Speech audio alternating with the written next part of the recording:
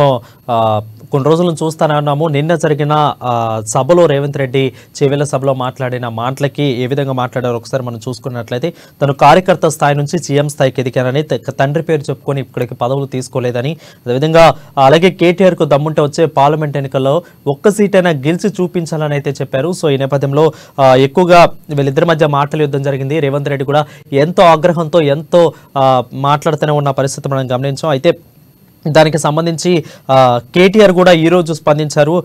ఖచ్చితంగా working president మాజీ మంత్రి కేటీఆర్ రేవంత్ రెడ్డి మీద సంచలన వ్యాఖ్యలు చేశారు. ఖచ్చితంగా తాను ఎమ్మెల్యే పదవికి రాజీనామా చేస్తానని, తాను కూడా సీఎం పదవికి రాజీనామా చేసి ఇద్దరం కూడా నీ నియోజకవర్గం మల్కాజ్గిరి నియోజకవర్గానికి వచ్చి ఇక్కడ ఉండి ఇక్కడ నువ్వు రాజీనామా చేయి, నేను నా పదవికి రాజీనామా చేస్తాను, నా ఎమ్మెల్యే పదవికి ఇద్దరం కూడా కలిసి ఇక్కడ నుంచి పోటీ చేస్తాం, అప్పుడేందో దమ్ము తేల్చుకుందాం అన్నట్టు రేవంత్ రెడ్డికి సవాల్ విసిరారు. సో ఈ నేపథ్యంలో రేవంత్ రెడ్డి ఏ విధంగా స్పందిస్తారు మనం ఖచ్చితంగా చూడాలి. అయితే ఇద్దరు కలిసి ఇక్కడ తీసుకున్నట్లు మనకు తెలుస్తూ ఉంది. అంటే ఇద్దరు సవాళ్లకు ప్రతి సవాళ్ళు కూడా ఏర్పడుతున్న పరిస్థితిని మనం గమనిస్తూ ఉన్నాం. అయితే మల్కాజ్గిరిలో అంటే ఆల్రెడీ రేవంత్ రెడ్డి కూడా మల్కాజ్గిరిని పోటీ చేసి గత ఎన్నికల్లో ఓడిపోయారు. సో ఇదే నేపథ్యంలో ఇప్పుడు మల్కాజ్గిరిని తీసుకోవాలి అన్నట్లు కేటీఆర్ మాట్లాడారు.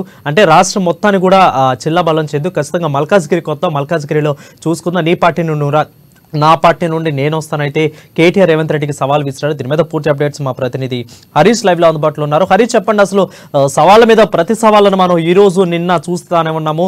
సో ఏ విధంగా చూడాలి దీన్ని, అసలు సవాళ్ళు ఇవి ఏ విధంగా పోతున్నాయి?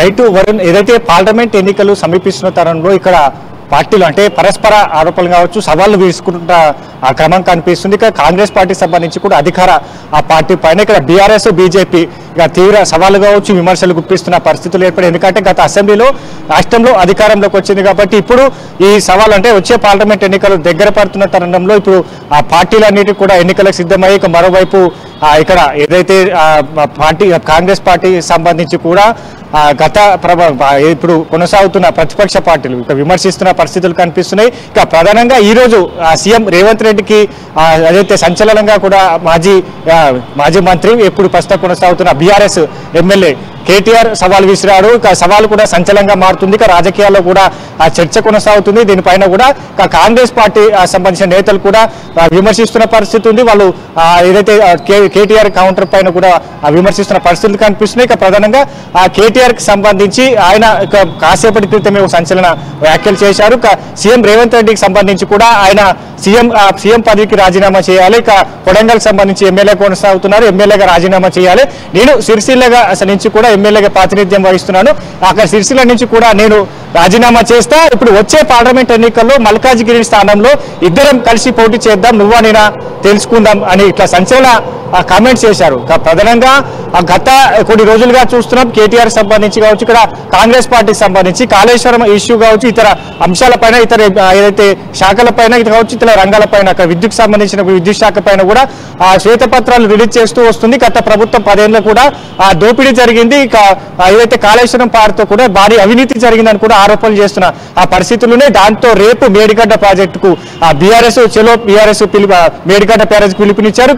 ఇక్కడ రంగారెడ్డి ఎత్తిపోతల పథకం సంబంధించి కూడా రేపు కాంగ్రెస్ పార్టీ చెలో పాలమూరు సభ పిలుపునిచ్చింది. ఈ నేపథ్యంలో కేటీఆర్ సవాలుకు సంబంధించి కూడా ఇప్పుడు సంచలనంగా చర్చ జరుగుతున్నట్టుగా తెలుస్తుంది. ఇక గత అసెంబ్లీ ఎన్నికల్లో కూడా సీఎం రేవంత్ రెడ్డి సభా వేదికగా ఏదైతే గత ప్రభుత్వం సంబంధించిన కేటీఆర్ మేనేజ్మెంట్ కోటా కింద కూడా కొంతమంది ఎమ్మెల్యేగా వచ్చారని కూడా బీఆర్ఎస్ ఎమ్మెల్యేలను ఉద్దేశిస్తూ మాట్లాడారు. ఇప్పుడు దానికి కౌంటర్ గా కూడా ఇప్పుడు కేటీఆర్ వ్యాఖ్యలు చేశారు.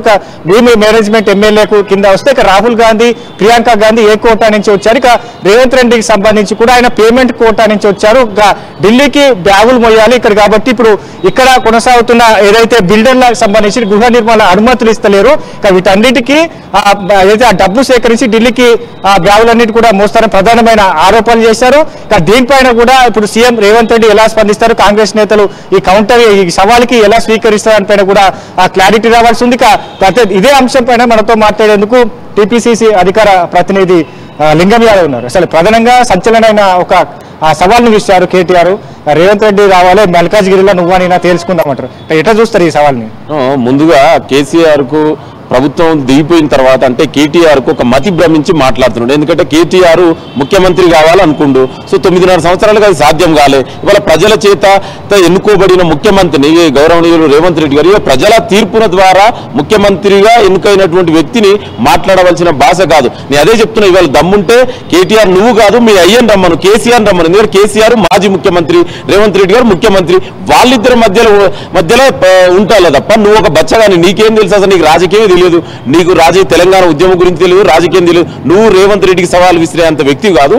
దమ్ముంటే మీ అయ్యని సవాల్ విచ్చామని. ఇంకా మీ కేసీఆర్ కనీసం అసెంబ్లీ కూడా రానటువంటి వ్యక్తి కేసీఆర్ రేవంత్ రెడ్డి మాట్లాడుకుంటే ఇక్కడ వాళ్ళు ముఖ్యమంత్రి, మాజీ ముఖ్యమంత్రి అంతే తప్ప ఈ కేటీఆర్కి ఎందుకంటే ఆయన అధికారం పోయిన తర్వాత ఒక మతి భ్రమించి మాట్లాడుతుండు. ఏం మాట్లాడుతుండో అర్థం కావట్లేదు. ఆయన చేసే చేష్టలు, మాట్లాడే భాష కూడా ఇవాళ తెలంగాణ ప్రజలందరూ కూడా చర్చించుకుంటున్నారు. ఎందుకంటే కేటీఆర్కు అధికారం పోయిన తర్వాత ఇవాళ అధికారం మాదే వస్తుందని అధికార దర్పంతో అహంకారంతో మాట్లాడినటువంటి కేటీఆర్ ఇవాళ అధికారం ప్రజలు బుద్ధి చెప్పడం వల్ల ఇవాళ కేటీఆర్కు అది అర్థం కాక మాట్లాడుతున్నాడు తప్ప ఇవాళ అందుకే చెప్తున్నాడు రేపు మేడిగడ్డ పోతున్నాడు. అయ్యా నువ్వు మేడిగడ్డ కాదు పోవాల్సింది, నువ్వు ఎర్రగడ్డ పోయి ఫస్ట్ మెంటల్ గా చెక్ చేయించుకో, అసలు నువ్వు సరిగా ఫిట్ ఉన్నావా లేదా అని ఫస్ట్ దాని గురించి చర్చించుకో తప్ప రేవంత్ రెడ్డి గురించి మాట్లాడేంత అర్హత కేటీఆర్కు లేదు. అంటే ఇప్పుడు పేమెంట్ కోట నుంచి రేవంత్ రెడ్డి వచ్చారు, రాహుల్ గాంధీ సంబంధించి ఏ కోట నుంచి వచ్చారని కూడా ప్రశ్నిస్తున్నారు. దీనికి ఏం సమాధానం చెప్తున్నారు? అదే చెప్తున్నా, ఇవాళ తెలంగాణ ప్రజలు చాలా స్పష్టమైన తీర్పు ఇచ్చారు. ఇది ప్రజాస్వామ్యంలో ఎవరైనా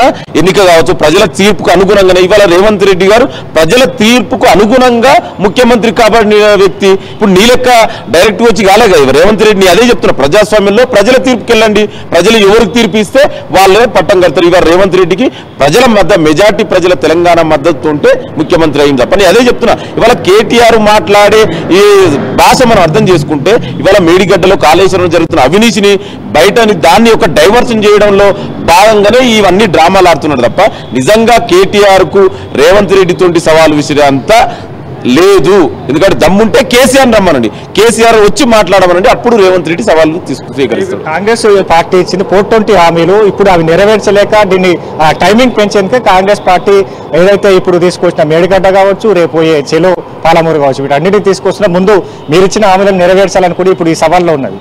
అదే చెప్తున్నా, డెఫినెట్ కూడా Congress party as a manifesto committee member గా మా చైర్మన్ గారు శ్రీధర్ బాబు గారు ఇప్పుడు ప్రస్తుత మంత్రి ఏదైతే హామీ ఇచ్చారో ఇవాళ డెఫినెట్ కూడా హామీలు అమలు అవుతున్నాయి కదా. మొన్ననే 2 గ్యారెంటీలు మేము గవర్నమెంట్ ఏడిపోయినాక ఇమ్మీడియట్ గా 48 అవర్స్ మరో 2 గ్యారెంటీలు ఇవాళ ఈ రోజు చూసాం. ఇలా మా గౌరవ ముఖ్యమంత్రి గారు మెగా డిఎస్సీని మేము మేనిఫెస్టోలో పెట్టినట్టు, మొన్ననే పోలీస్ రిక్రూట్మెంట్, గ్రూప్ 1 రిక్రూట్మెంట్. అంటే నేను ఏమంటున్నా అంటే డెఫినెట్ కూడా కాంగ్రెస్ పార్టీ ఏదైతే హామీ ఇస్తుందో డెఫినెట్ కూడా అమలు చేసి తీరే బాధ్యత కాంగ్రెస్ పార్టీ ప్రభుత్వం ఉంటుంది. ఇవాళ చూడండి మీరు, ఒకటెనుక మేము వచ్చిన గవర్నమెంట్ ఫామ్ అయి మినిమం కనీసం 3 నెలలు కూడా కాలే, అయినా కూడా మేము ఇచ్చిన హామీలు అన్ని అమలు చేస్తున్నాం. నేను అదే కేటీఆర్ కు సూటిగా ప్రశ్నిస్తున్నా, నీకు దమ్ముంటే చర్చిస్తావా? నువ్వు 9.5 ఏళ్ళుగా అధికారం ఉన్నావు కదా, ఎన్ని ఉద్యోగాలు ఇచ్చావు, ఎన్ని డిఎస్సీలు వేసావు, ఎన్ని ఇప్పుడు దాన్ని చర్చ పెడదామా?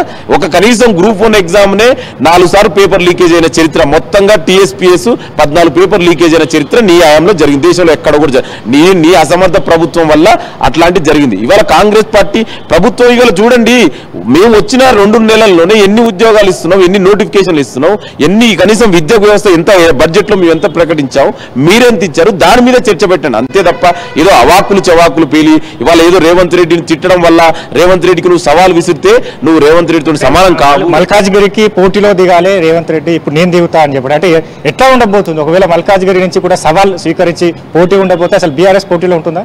నేను అదే చెప్తున్నా, అసలు కేసీఆర్ రేవంత్ రెడ్డి వాళ్ళిద్దరు, ఎందుకంటే ముఖ్యమంత్రి రేవంత్ రెడ్డి ప్రస్తుత ముఖ్యమంత్రి, కేసీఆర్ మాజీ ముఖ్యమంత్రి, వాళ్ళిద్దరి మధ్యన సవాల్ జరగాలని కేటీఆర్కి ఎవరండి? అసలు కేటీఆర్కి ఏం తెలుసు అని అదే చెప్తున్నా. కేటీఆర్ రేవంత్ రెడ్డికి సవాల్ విసిరే అంత వ్యక్తి కాదు, సింపుల్ అంతే. ఇంకా అసలు ఆయనతోటి ఆ సవాలే లేదని చెప్తున్నా కదా నేను. నీకు దమ్ముంటే కేసీఆర్ రమ్మనండి, కేసీఆర్ ఎందుకంటే ఒక మాజీ ముఖ్యమంత్రి, ప్రస్తుత ముఖ్యమంత్రి, అప్పుడు వాళ్ళు మాట్లాడుకుంటారు తప్ప కేటీఆర్ కు ఆ అనుభవం లేదు, ఆ మాట్లాడేది తెలియదు, అసలు ఆయనకు రాజకీయ పరిజ్ఞానం తెలియదు. ఏదో ఇవాళ అధికారం లేక మెంటల్ ఎక్కి మాట్లాడుతున్నాడు ఆయన తప్ప ఆయన నిజంగా రేవంత్ రెడ్డికి సవాల్ విసిరేంత వ్యక్తి కేటీఆర్ కాదు. ఇది చాలా స్పష్టం. రైట్. ప్రధానంగా కేటీఆర్ కి ఏదైతే సీఎం రేవంత్ రెడ్డికి విసిరే స్థాయి కేటీఆర్ కి లేదు. ఆయన గత ఎన్నికల్లో ఓటమి పాలయ్యారు.